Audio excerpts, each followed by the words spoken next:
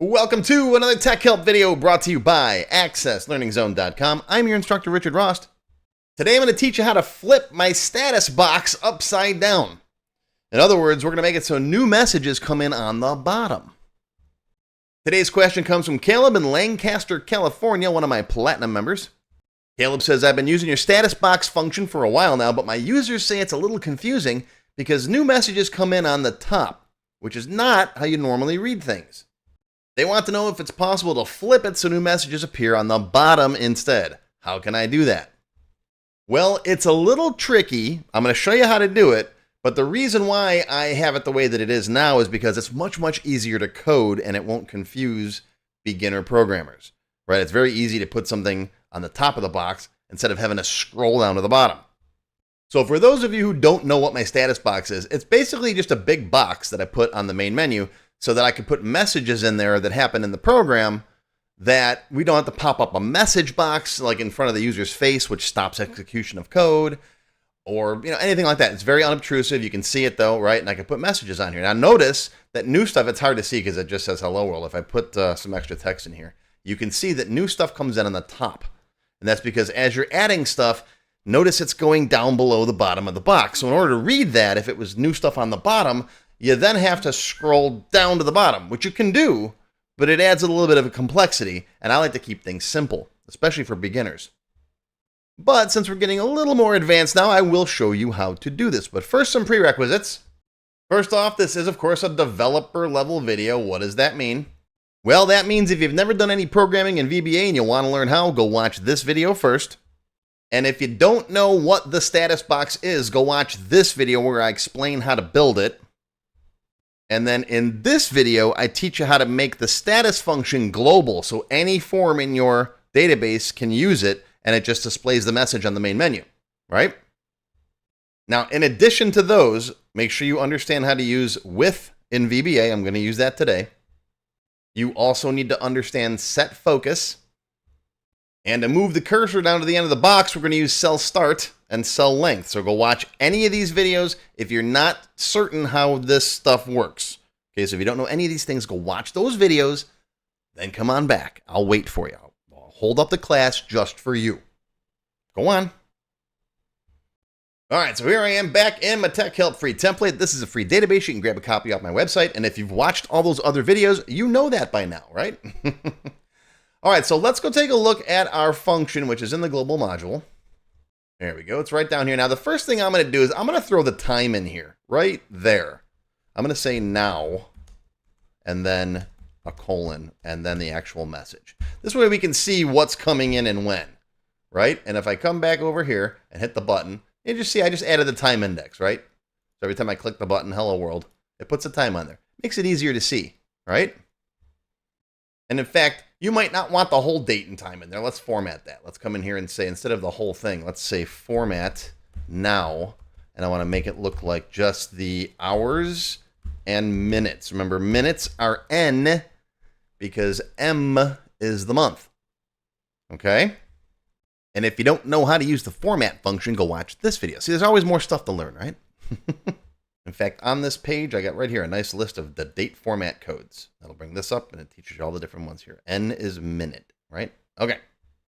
All right, so now what do we got? It just looks like, oh, that's perfect, see?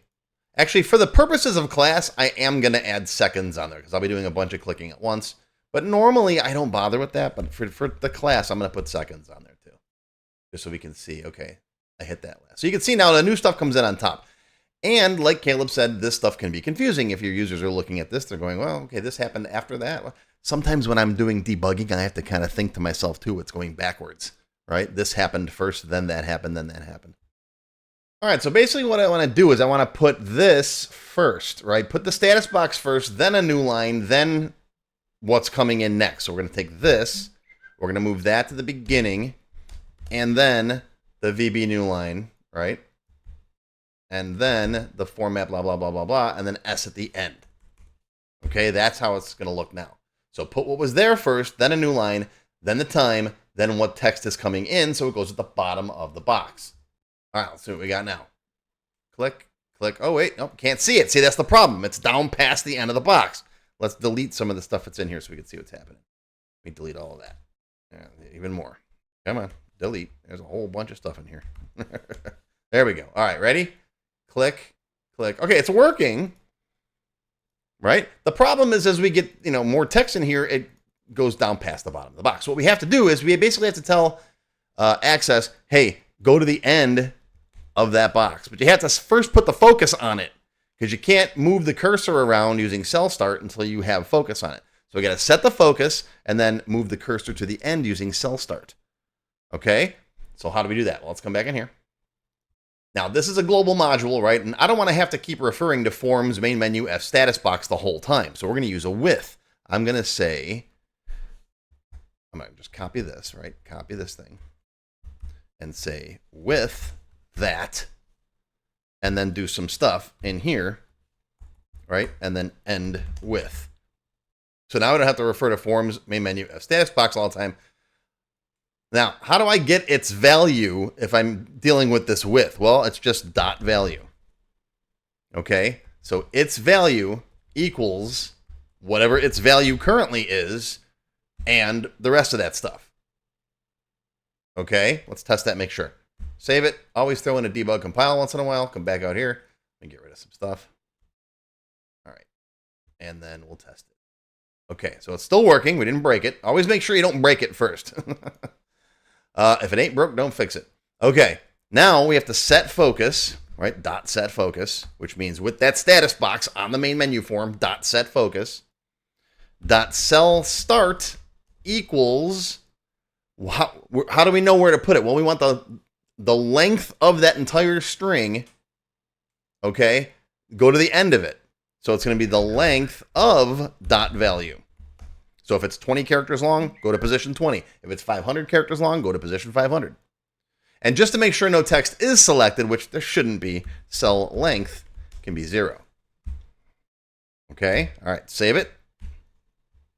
Debug compile. Get in the habit of doing this. I do it a lot. All right, now we'll click. Click. See, look at that. The cursor's at the bottom. Click, click. See? Now as I go past the bottom of the window, look what happens. See? Now, you will notice a little bit of a flicker if you're on the main menu. Because what's happening is it's got to steal the focus on the button, which means that the text box goes back to the top. But then as soon as you let go, it goes where it's supposed to go. See that? But if you're on a different form, let's say you're on the customer form. All right, let's put this guy over here. I'm going to close this up real quick so we can see them both. All right, if you got a button on here, let's copy this button. We'll just make this one say hi. Right click build event. We'll say status hi, right? As long as you're on a different form, you won't notice that flickering. Watch. See? Because it just stays there. This form, this guy has the focus. So as long as you don't click on something else on the main menu, see, it'll steal focus and then the cursor goes back to the top of this one. There's no way around that I know of. But as long as you're on other forms, you're good. See? Okay, what you could do on these buttons here, if all you have are buttons on here, if you don't want it to steal focus like that, you could put a status in that button too, right? Like this. You could put in here right after you open that form, status, opened customer form or whatever.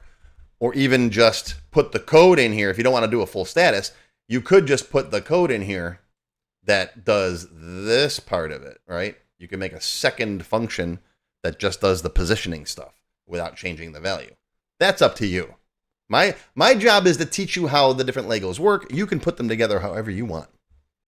And the last thing that I might do is I might have the value of the box get truncated, because you start getting 10, 20, 30,000 characters in that box, you might notice a delay and a bit more of a flicker. And you probably really don't want to go back that far in the history anyways. So I would say that this is going to be the right of that value. Maybe let's go 5,000 characters. Obviously, you got to find a value that works for you. But this will chop it off. So there's, if it's more than 5,000 characters, the oldest stuff gets just truncated.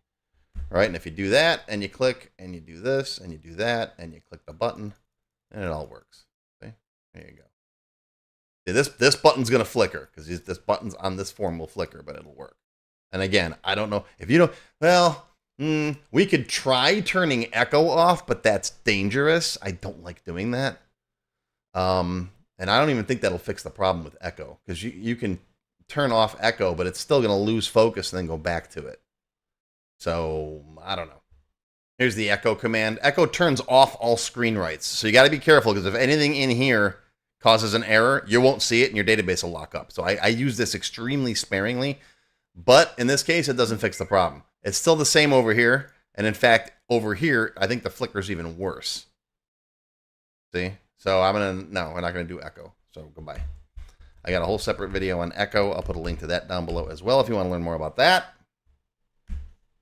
And if you want to learn more about my courses, I got tons of them. Lots of developer lessons, and I teach things in the order they should be learned in. We don't jump around like we do in these tech help videos. So it's learn this, then learn that, then learn this, and I'll hold your hand. I'll walk you through stuff the way you should learn it. Become a good little programmer like me. No, I had to learn this stuff. I've been learning this stuff over like 30 years now, and it's just, I learned bits and pieces here and there. So it took me a while to like piece things together in the right order for you guys. So yeah, that's what I do. But that's going to do it, folks. That's your tech help video for today. I hope you learned something. Live long and prosper, my friends. I'll see you next time. A special thank you and shout out to our diamond sponsors. Juan Soto with Access Experts Software Solutions, manufacturing experts specializing in Access and SQL Server. Sammy Shama with Shama Consultancy, a certified Microsoft Access expert who offers personalized one-on-one tutoring. And Amanda Nicole Consulting, specializing in helping businesses move from complex Excel sheets to an Access database. You'll find links to the diamond sponsors in the description down below the video. If you enjoyed this video, please give me a thumbs up and post any comments you may have below. I do try to read and answer all of them as soon as I can. Make sure you subscribe to my channel, which is completely free. Click the bell icon and select all to receive notifications when new videos are posted. Want to learn more? Click the Show More link below the video to find additional resources and links. YouTube does a pretty good job of hiding it. It's right down there. See this part of the description here, right? The name, the video's up here. There's a little Show More down there, right down the bottom. It's kind of hard to find. But once you click on that, you'll see a list of other videos, additional information related to the current topic, free lessons, and lots more. And YouTube no longer sends out email notifications when new videos are posted like they used to do. But if you'd like to get an email every time I post a new video, click on the link to join my mailing list. And you can pick how frequently to get emails from me, either as they happen, daily, weekly, or monthly. Now, if you'd like to become a paid member of my channel and receive all kinds of awesome perks, click on the Join button. You'll see a list of all the different membership levels that are available, each with its own special perks, including my extended cut videos, access to my code vault, lots of VBA source code in there, template downloads, and lots more. I'll talk more about these perks at the end of the video. Even if you don't want to commit to becoming a paid member and you'd like to help support my work, please feel free to click on the tip jar link. Your patronage is greatly appreciated and will help keep these free videos coming. I got some puppies to feed. But don't worry, no matter what, these free tech help videos are going to keep coming. As long as you keep watching them, I'll keep making more, and they'll always be free. Now, if you really want to learn Access and you haven't tried my free Access Level 1 course, check it out now. It covers all the basics of Microsoft Access, including building forms, queries, reports, and more. It's over 4 hours long. You can find it on my website or on my YouTube channel. I'll put a link down below you can click on. And did I mention it's completely free? The whole thing, free, 4 hours. Go watch it. And okay, a lot of you have told me that you don't have time to sit through a 4-hour course. So I do now have a quicker Microsoft Access for Beginners video that covers all the basics faster in about 30 minutes. And no, I didn't just put the video on fast forward. But I'll put a link to this down below as well. Now, if you like level 1, level 2 is just $1. That's it, $1. And that's another whole 90-minute course. Level 2 is also free for paid members of any level, including supporters. So if you're a member, go watch level 2. It's free. Okay, want to get your question answered in a video just like this one? Visit my Tech Help page and send me your question there. Members get priority, of course. While I do try to read and respond to all of the comments posted below in the comments section, I only have time to go through them briefly a couple of times a month, and sometimes I get thousands of them. So send me your question here on the TechHelp page, and you'll have a better chance of getting it answered. And while you're on my website, be sure to stop by my Access forum. We've got lots of lively conversations about Microsoft Access and other topics. I have a fantastic group of moderators who help me answer questions. Shout out to Alex, Kevin, Scott, Adam, John, Dan, Juan, and everybody else who helps out on the site. I appreciate everything you do. I couldn't do it without you. Be sure to follow my blog, find me on Twitter, and of course on YouTube. Yeah, I'm on Facebook too, but I don't like Facebook. Don't get me started. Now, let's talk more about those member perks if you do decide to join as a paid member. There are different levels: silver, gold, platinum, and diamond. Silver members and up get access to all of my extended cut TechHelp videos, one free beginner class every month, and some other perks. Gold members get all the previous perks, plus access to download the sample databases that I build in my TechHelp videos, plus access to my code vault where I keep tons of different functions that I use, the code that I build in most of the videos. You'll also get higher priority if you do submit any TechHelp questions. Now, answers are never guaranteed, but you do go higher in the list for me to read them. And if I like your question, you got a good chance of it being answered. You'll also get one free expert level class each month after you've finished the beginner series. Platinum members get all the previous perks plus even higher priority for TechHelp questions. You get access to all of my full beginner level courses for every subject. And I cover lots of different subjects like Word, Excel, VBA, ASP, lots of different stuff, not just Access. These are the full length courses found on my website. You get all the beginner ones. In addition, once you finish the expert classes, you get one free developer class per month. So lots of training. And finally, you can also become a Diamond sponsor. You'll have your name or your company name listed on a sponsors page that will be shown on each video as long as you're a sponsor. You'll get a shout out in the video and a link to your website or product in the text below the video and on my website. So that's it. Once again, my name is Richard Rost. Thank you for watching this video brought to you by accesslearningzone.com. I hope you enjoyed. I hope you learned something today. Live long and prosper, my friends. I'll see you again soon.